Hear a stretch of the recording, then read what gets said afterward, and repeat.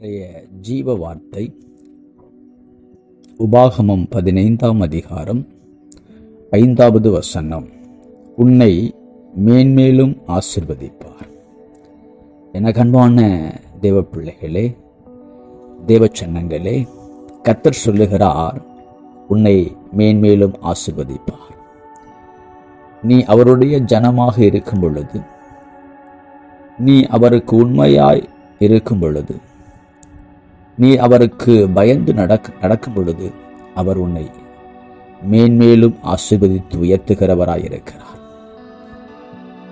கொஞ்சமாயிருந்தாலும் அது நிறைவான ஆசீர்வாதத்தோடு நடத்துகிறவராயிருக்கிறார்.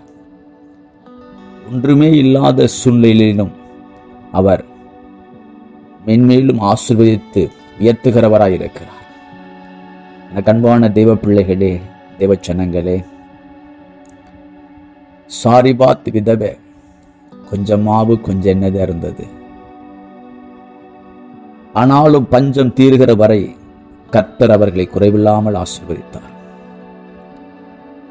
தீர்க்கதரிசியின் மனைவி கடன் அடைக்க முடியாத நிலையில் கொஞ்சம் எண்ணெய் வைத்திருந்தார். கர்த்தர் அவரை ஆசீர்வதித்தார். கர்த்தர் அந்த குடும்பத்தை ஆசீர்வதித்தார்.